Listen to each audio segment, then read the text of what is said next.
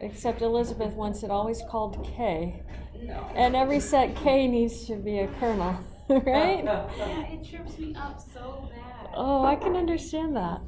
Don't know why they do that. I think they would confuse me. Yeah, they pre-planned it. Just for you. That makes sense. All in kernel K. In the original printing of the book in 1982, they planned on messing you up.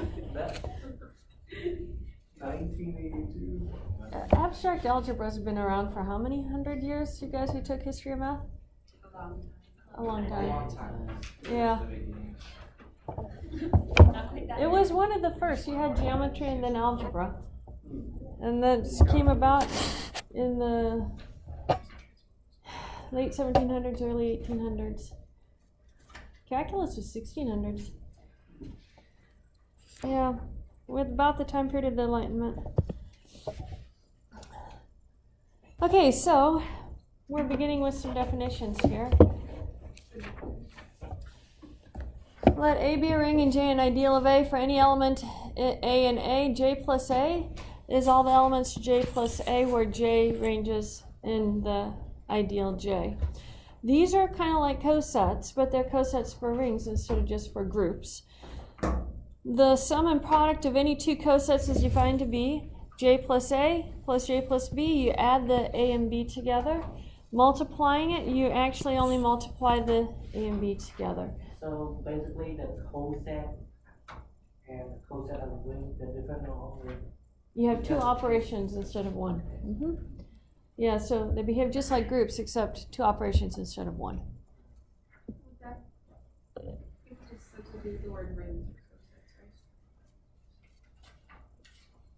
cosets, right? You have to be careful because cosets are operations on rings, and not every coset will have the identity in it. Because if you add something to the identity, it might not be an identity. Yeah. But the ideal is a ring. You're starting with a ring and then you generate your cosets. Under addition, an ideal is a subgroup of an abelian group. Why do we say A is an abelian group? Because it's a ring. That's the first property of a ring. To be a ring, under addition, it has to be an abelian group. So that's the first property of rings.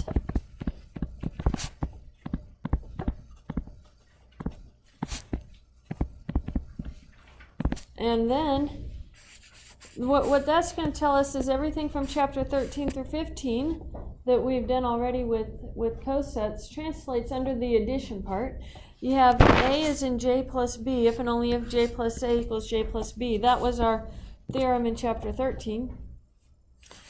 And J plus A equals J plus B if and only if A minus B is in J. And J plus A equals J if and only if A is in J. And those two came from chapter 15. So those are our theorems that we've already studied. So I put them up here to remind us about them. Yeah, it's been a while since chapter 13 and 15. So let J be an ideal of a ring A. If J plus A equals J plus C and J plus A, this should be a J plus B. I can't type. J plus B equals J plus D, then J plus A plus B equals J plus C plus D. In other words, the operation is well defined. The operations are well defined.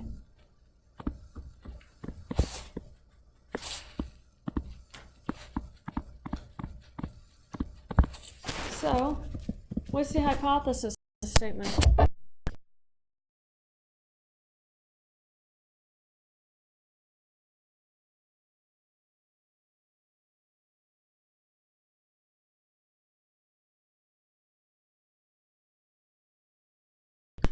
Gone.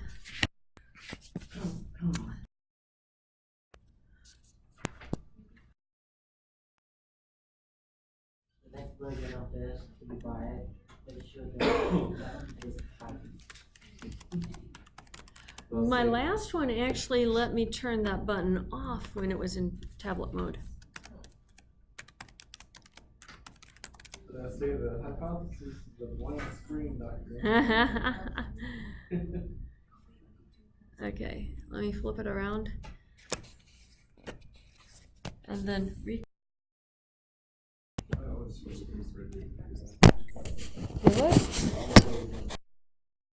No, it is made to do that. It's better like Joker.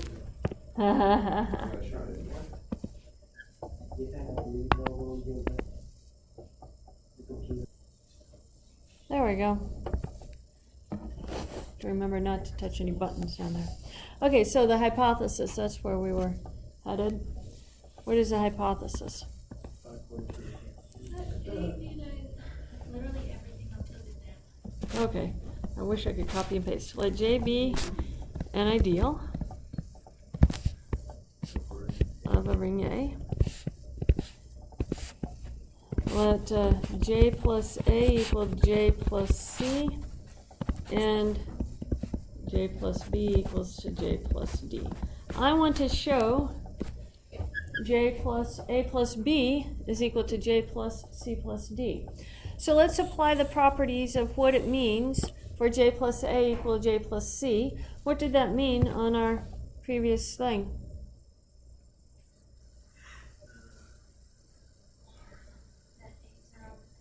Okay, I could go A as an element of J plus B, or I can go A minus B as in J.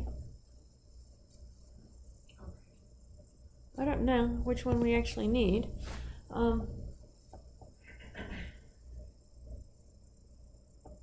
Yeah, let's go with the minus one.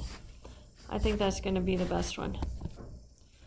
Then A minus C is in J. And what happens for J plus B equals J plus D? B minus D is in J. Now, what does that tell us if those two are in J?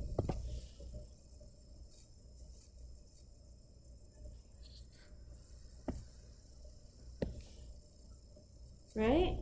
So then that means that J plus A minus C is equal to J, right? And J plus B minus D would be equal to J.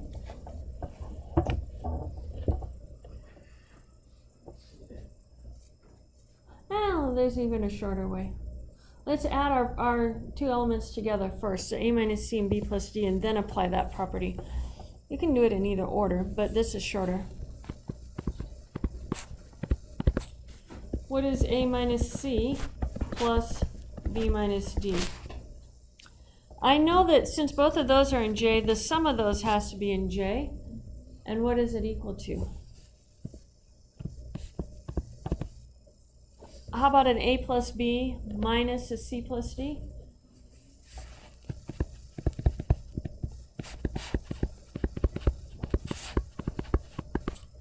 So then all of that J plus all of that J. Yeah.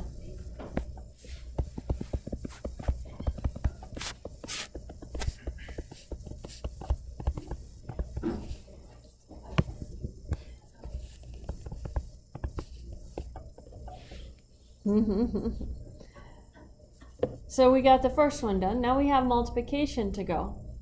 What are we going to do with multiplication? We have to use the fact that J is an ideal. I've only used the fact that J is a subring, because ideals are subrings, because that was closed under addition. What do we do? What else does ideals do? What did we learn about ideals last time? Oh, that's a subring. Subtraction and Subtraction? subtraction. You're still stuck on that one. It absorbs products. Yes, the ideal absorbs products.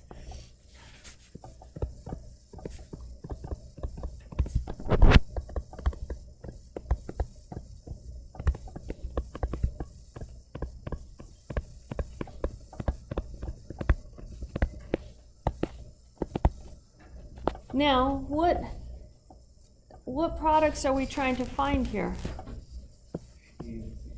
A, B, and C, D. And so where do A and B and C and D have to live? Well, I know that one of them has to be in J, but the other one doesn't, right?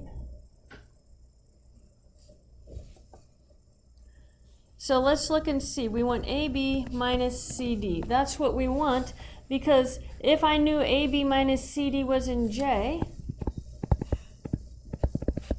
that says that J plus AB is equal to J plus CD, right? So that's where we're headed, is AB minus CD. Well, I need to know something about the products, but I don't know anything about A times B in particular or C times D in particular. So what I'm going to do is I'm going to write it as AB minus AC plus AC minus CD.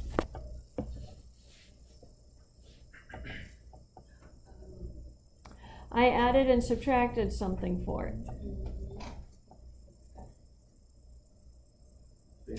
Except I don't have it in quite the right order, because I need to be able to factor out the C right here. So let's see if we can fix the order right there. I'm going to do AB minus CB and factor out the B. And then we'll do CB right there, and now I can factor out the C. Okay? But then if I factor that out, that becomes A minus C times B plus C times B minus D. Tell me about where do we know that A and C and B and D? Do we know anything about A and C and B and D? They're in J. AB is equal to CD. Well, we actually didn't assume. We said let J plus A equals J plus C. And so I know A minus C is in J and B minus D is in J. But I don't know anything specifically about the B and the C. But I know this one is in J, and I know this one is in J, and J absorbs products, so it doesn't matter where B and C are, because it's still going to be in J.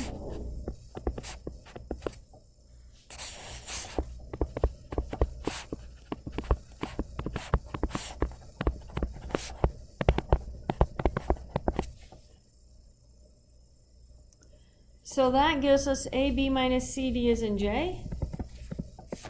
And so by that second property, it says J plus AB is equal to J plus CD. And property 2 holds.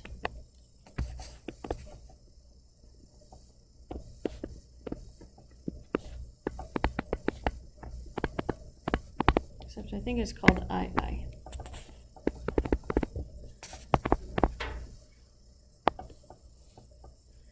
So we know that the operations for addition and multiplication on our cosets work. That's always a good thing.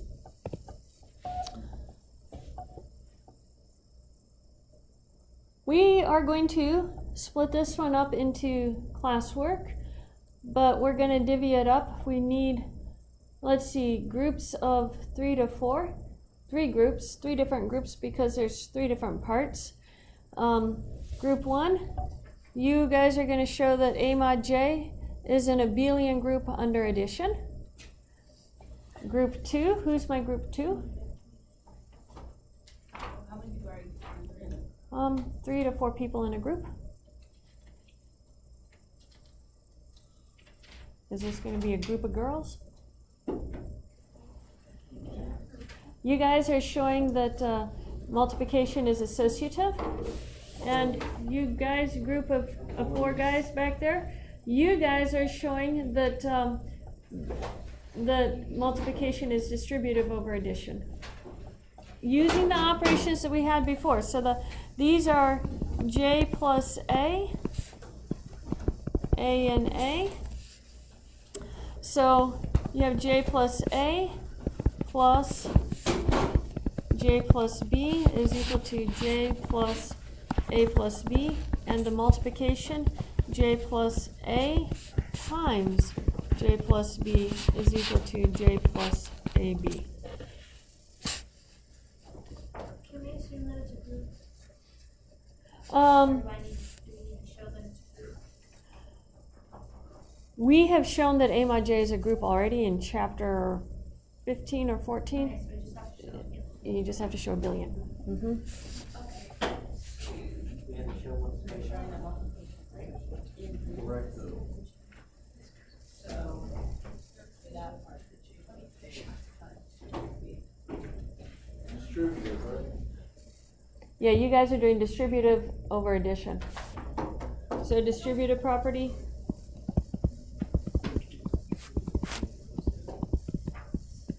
But your elements are going to look like j plus a, j plus b plus j plus c is equal to j plus a, j plus b plus j plus a, j plus c. Looks like something. It really is only 2 lines long. And then you have to show the other distributive property going the other direction.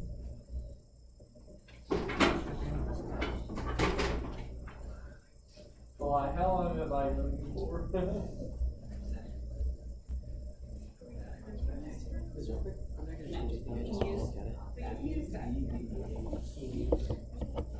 Oh, well, then let's start with J plus A plus B plus C. With that A plus B plus C. Oh, I didn't. You weren't sure you did that? No, I hit C twice. Look at the second. Oh, yeah, sure enough. That's more like a half a point over. If I actually notice it. Today,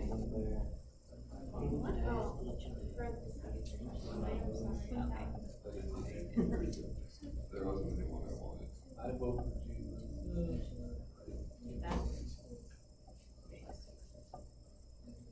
That's the first time I've ever not wanted to vote for either candidate. Mm-hmm.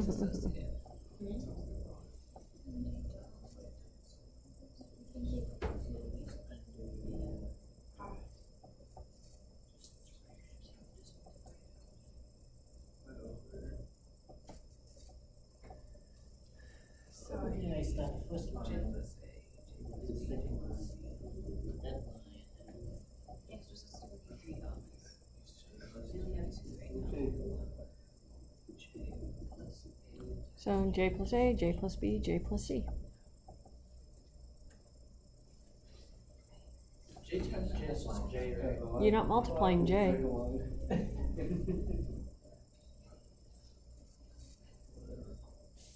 Multiplication, j plus a times j plus b is equal to j plus a times b. Yeah. Multiplication, not addition, right?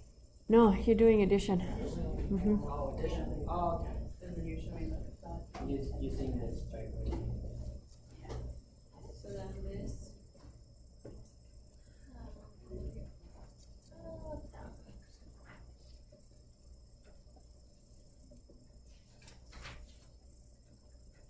Question. Mm-hmm.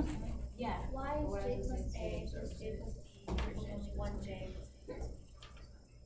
That's our definition for addition. Because remember, you're not adding the j's.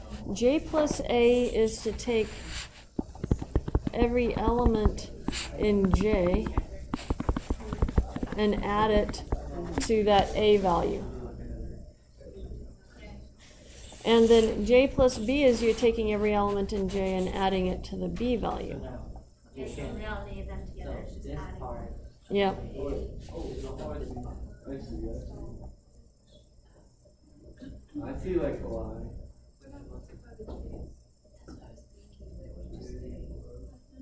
But you're not multiplying the j's, you're not adding the j's. It just comes out.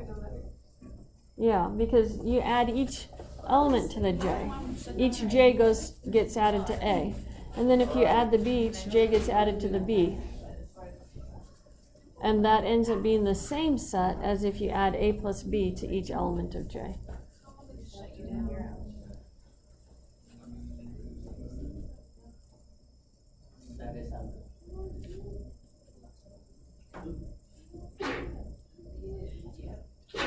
Bless you. Oh, this is that one? This is the Accusation. end Oh, okay.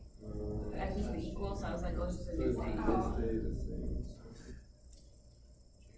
This was a paper. Yeah. Makes sense to me. What do you think?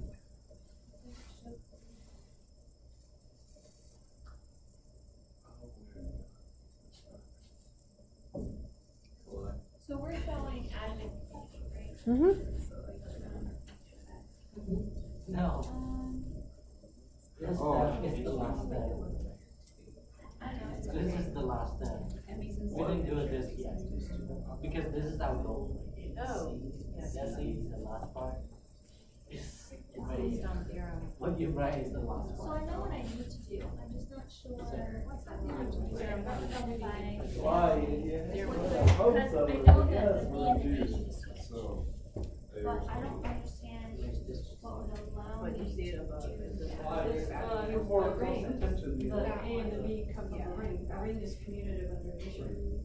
Okay, so that there's allows- that. Okay. Rather than like that. So you apply this fact. In this case, because it's a ring, rings are commutative under addition. I see you guys in the top theory today.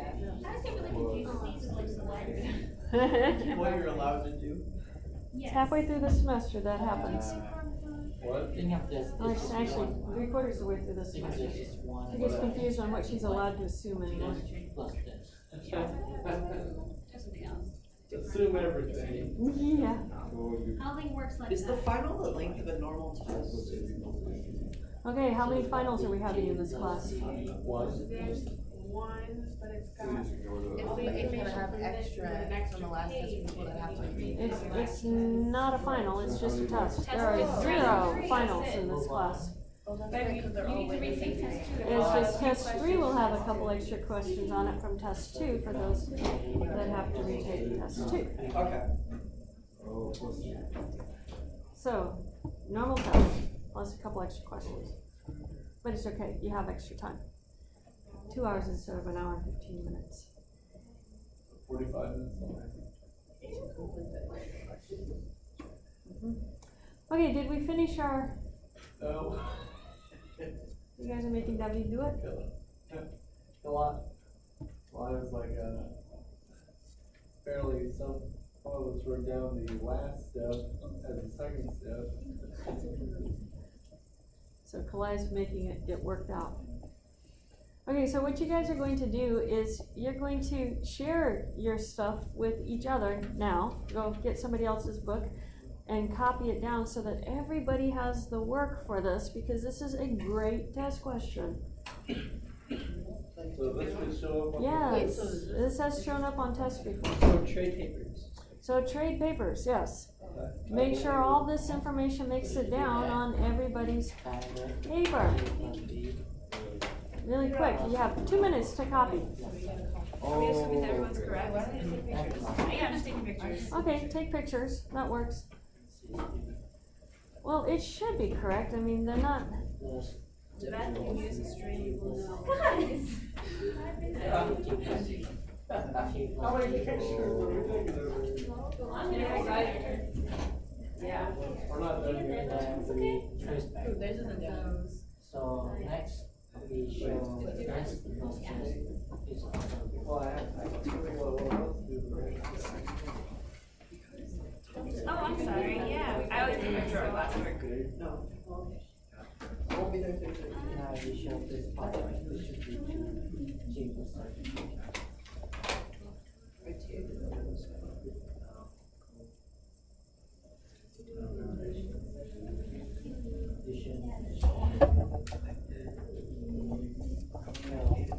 Before we go to this part, what about the first term? Now we go to this. multiplication over addition. Let's talk about this. In other words, they should be doing this. Kind of go backwards. So which one goes first? Do you know? You guys go first. Why did that? I think it's us then, just that's what we should just do it. I guess. Well,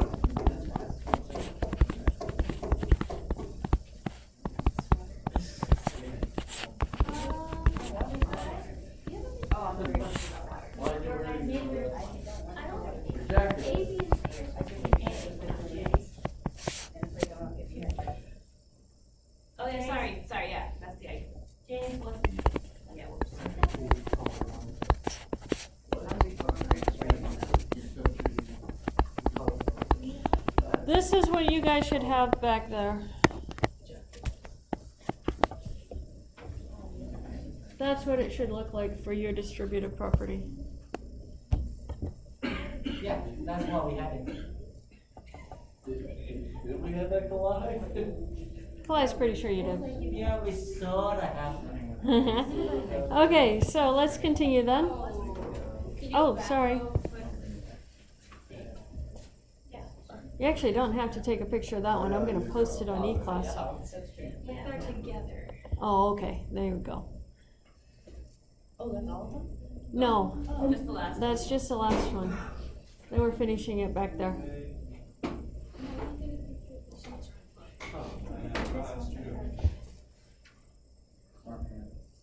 Okay, so the next theorem was A mod J is a homomorphic image of A. What did they use for the homomorphism function to show this was homomorphic?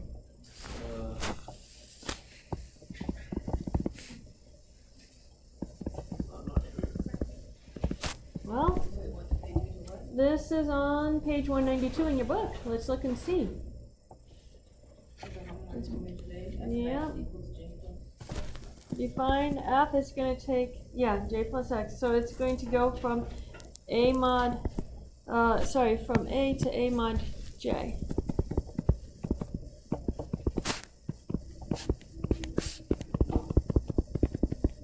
And then they had to show it satisfied the property. So how do you show that it satisfies a property?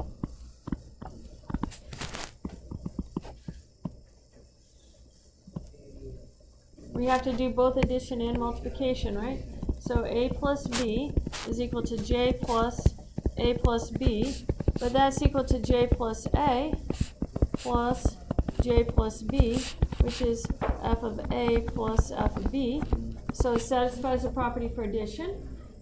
And what about for multiplication?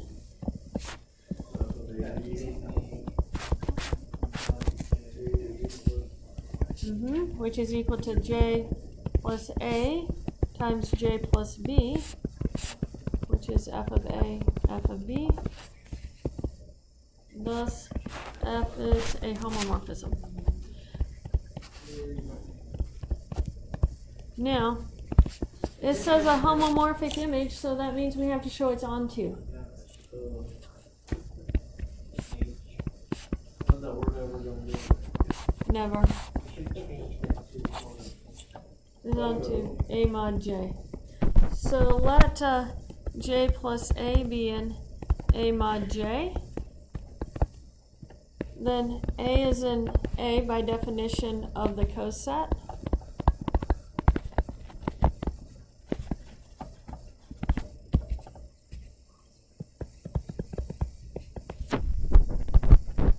And I know that F of A is equal to J plus A. Thus, F is onto A mod J. Therefore,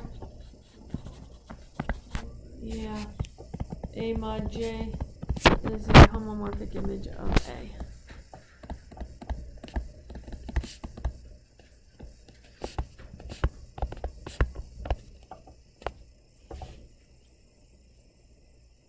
Simple little proof. Once you understand how your coset addition and multiplication works, first question of the quiz, let F take A to B, be a homomorphism from a ring A onto a ring B, and let K be the kernel of F, then B is isomorphic to A mod K. I was hoping that, this would be very similar to the fundamental homomorphism theorem of groups, and therefore you would be able to write it down without any problem. That was the hope. What's the hypothesis for this?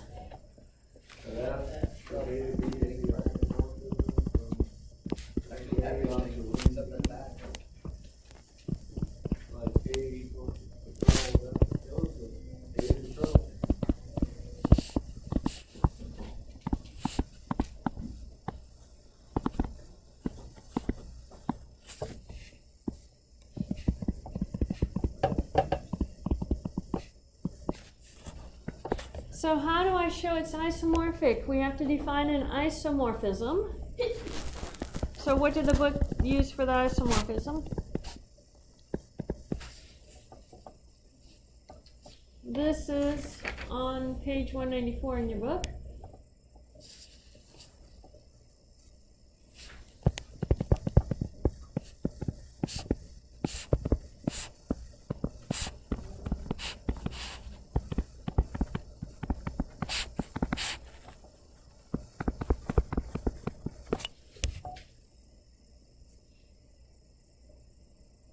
Wait, what did you ask? What is what was the function that they're going to prove for their homomorphism? In other words, define phi. And what they do is they take the coset to the image of x under the function f. And now you have to show that phi is 1-to-1 onto and satisfies the property. So which one do you want to show first? 1-to-1. Okay.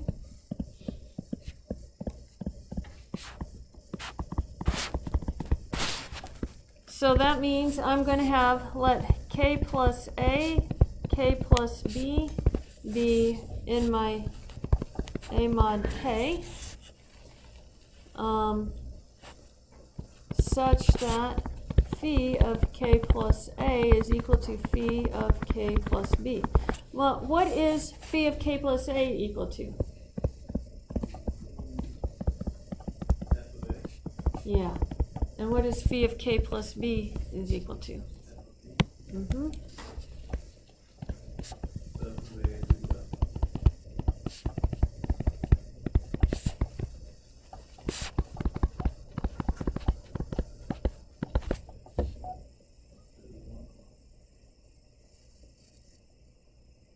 Well, we have to show that k plus b is equal to k plus a. That's what we're trying to show. But if f of a equals to f of b, what is that telling us?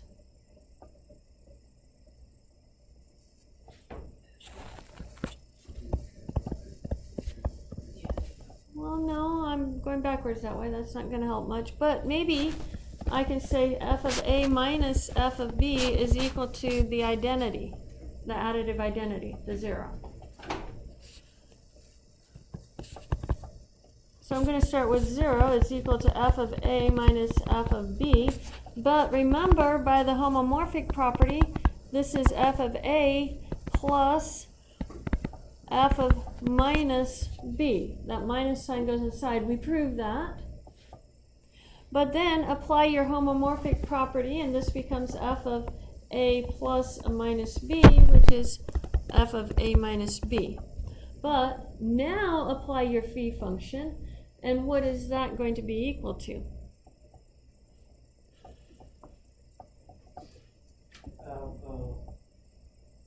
K plus AB.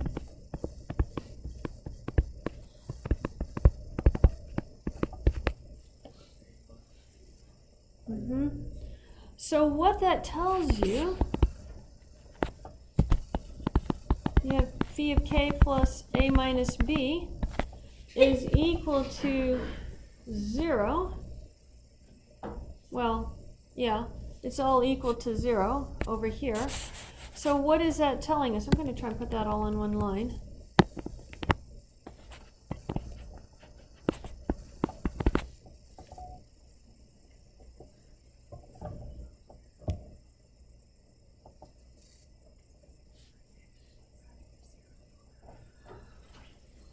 Yeah, I know that 0 looks strange. Different if it's underlined? Or you just emphasize? I was just emphasizing it.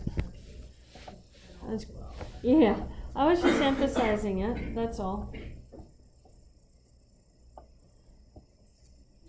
What am I trying to show, by the way? If I want k plus a to be equal to k plus b, that says that's if and only if what?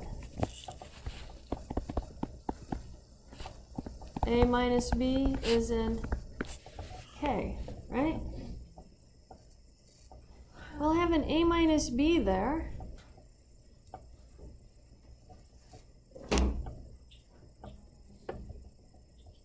How is that going to tell me that a minus b is in k?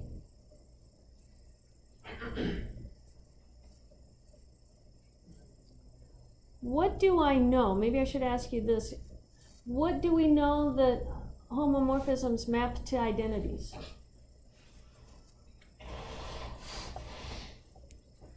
Identities have to get mapped to identities.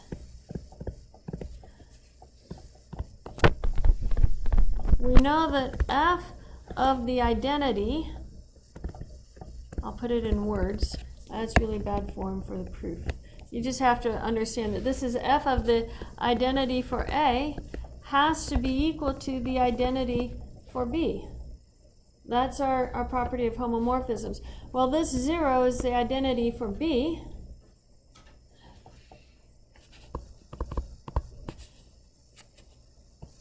And so, since phi of k plus a minus b is equal to f of 0a is equal to 0b, what does that tell you?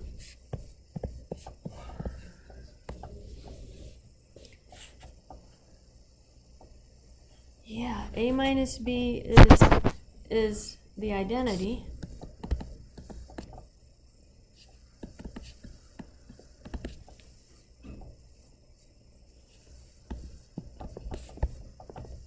And hence,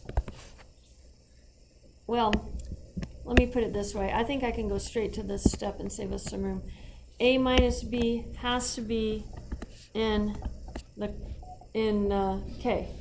K is a kernel of F because it gets mapped to 0. Does that make sense? Mm-hmm. Therefore, K plus A is equal to K plus B, and F is 1 to 1. Now we need to show F is onto. Sorry, phi is, not F is 1 to 1, phi is 1 to 1.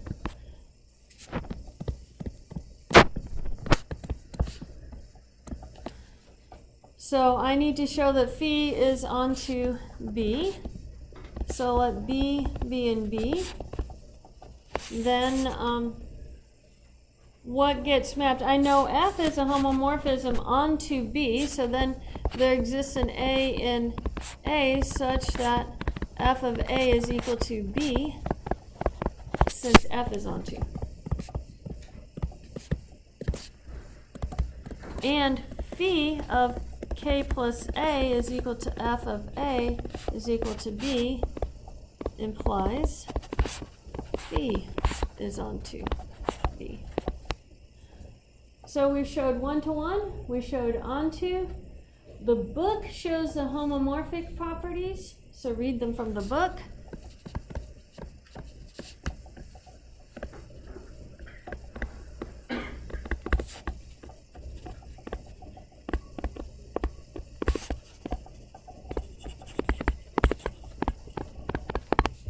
And then phi is an isomorphism.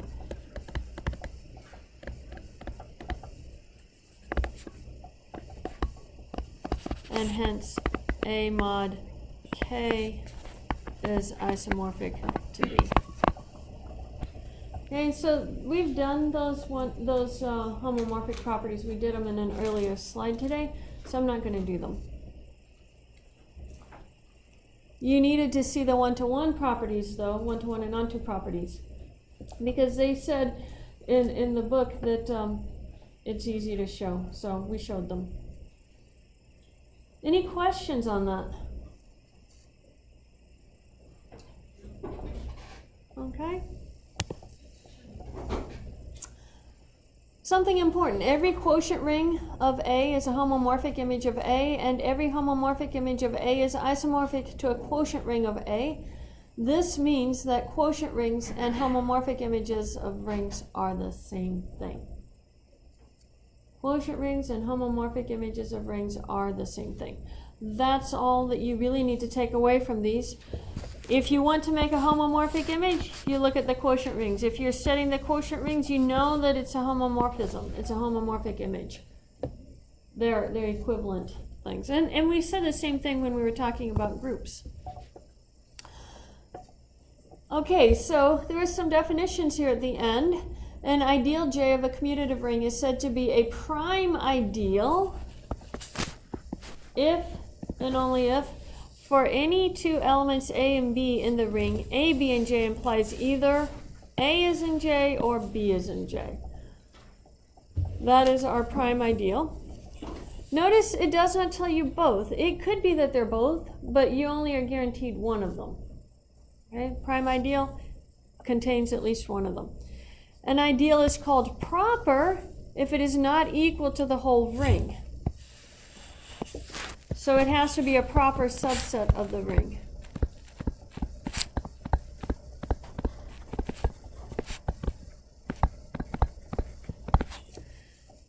A proper ideal J of a ring is called a maximal ideal if there exists no proper ideal K of A such that J is a subset of K. In other words, it's the biggest proper ideal.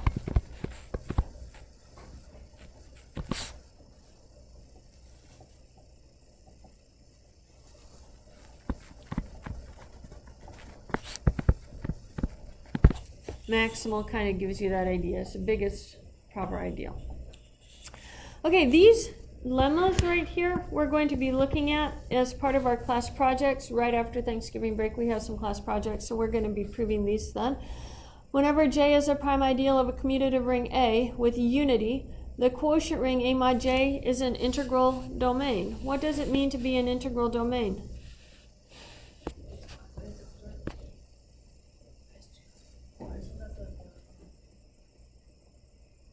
Wasn't the last chapter. Yeah, it's more last one. Multiplicative is fields. Oh, yes. Who's the zero? Contains no divisors of zero. There we go.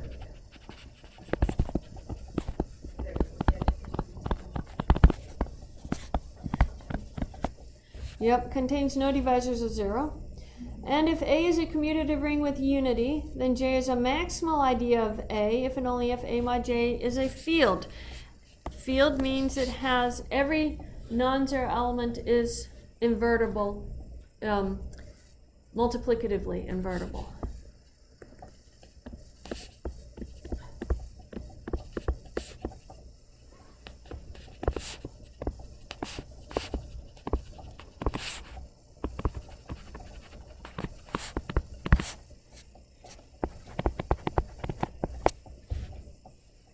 So we're going to be showing one is a field and we're going to be showing the other one is an integral domain. Those we're actually going to be doing after our break. So what we need to do is something like our homework. On the homework, we'll go ahead and work this one out together, but this is what we're actually going to be looking at on the classwork. So A is going to be Z6, J is 0 and 3. So that means J is equal to the cyclic group, cyclic ring mod 6 of 0 and 3 mod 6. A is a ring, J is an ideal. List the elements of A mod J and write the addition and multiplication tables of A mod J. I'm going to let you do that. I'm going to do number 2 with you and then you're going to do number 1. So it says use a fundamental homomorphism theorem for rings to prove that Z is isomorphic to Z6 mod 3. I don't need to say R isomorphic right there. So that's going to be theorem 4 in the book. And that says we have to find a homomorphism from A onto B. In other words, from Z6 onto... this is our J. Z6 onto Z, so or Z onto Z6. So let's define F to take Z to Z6. What should we let our F be equal to? I would say X mod 6. Does that sound about right? Mm-hmm. There's an infinite number of values in Z, so I can't give the permutation like you guys did on the numbers in chapter 16. Now we have to show that this is a homomorphism. So it has to satisfy the homomorphic properties. And I have to know it's onto. Let's try that again. F is onto Z6. Since for all x in Z6, x is in Z. And f of x is equal to x mod 6 would just be equal to x. If it's between 0 and 5, it just maps it to itself. So f is onto. Now let's show the homomorphic properties. So f of a plus b is equal to a plus b mod 6. But I'd like to say that that's equal to a mod 6 plus b mod 6 again, which we're actually going to be doing in the next chapter. So let's just assume that we know this. I can take the mod through.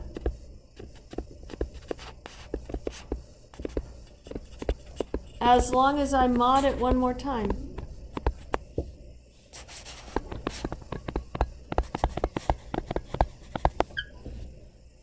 So that's equal to f of a plus f of b, and you have to mod it by 6 again. If you had 4 plus 4 in Z6, you would have to mod that by 6 to find your answer. So that's why I have this mod 6 out there at the outside.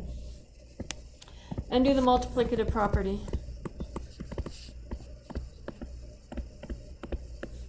That's going to be a mod 6 times b mod 6, and then mod that by 6 again.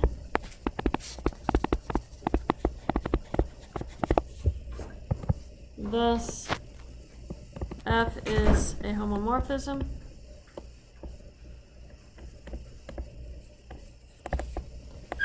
of z onto z6. Kernel of f is equal to the multiples of 3. No, it's not. I have to fix my f.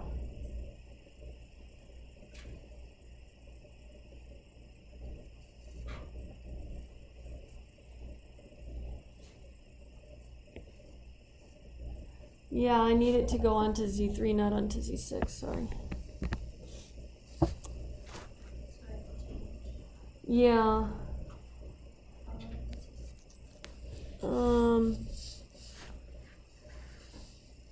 I want this to be, let me make sure, because the fundamental homomorphism theorem says f takes a to b, and it's on to b. K is a kernel of f, and then that says that b is isomorphic to a mod k. So the image of f is isomorphic to a mod k, and here we're wanting this to be our image of f. I think I have a typo. I think this should be Z3 right here. That Z isomorphic to, that should be a Z3 isomorphic to Z6 mod 3. That has to be the image of f. And the image of f, I'm going to have to make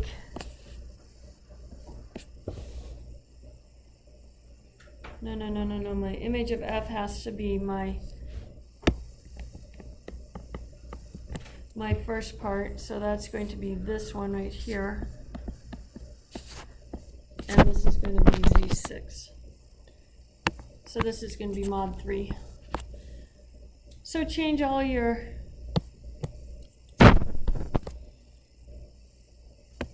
Z6s to Z3s and Z's to Z6s. I wrote my problem wrong when I typed it up yesterday. It does happen. I've been running on not very good sleep. For whatever reason, the time changed this time. I've been waking up an hour early. So, no, I've been trying to go to sleep on the time of the new time. So it's like going to sleep an hour later, waking up an hour earlier. That's short, 2 hours of sleep. Doesn't work well.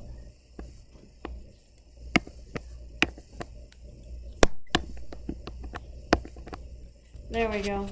Z6 onto Z3. Okay, so all that is left then are the elements in A mod J. What are the elements in A mod J? Yeah.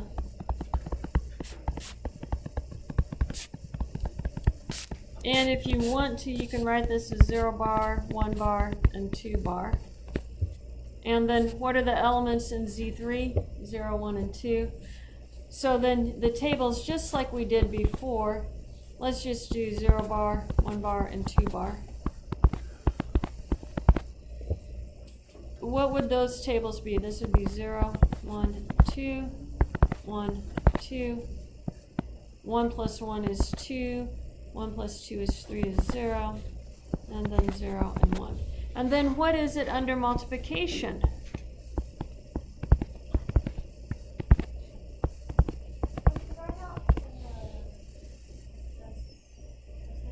Mm-hmm. Do we need to like write out like The elements of each coset? yeah.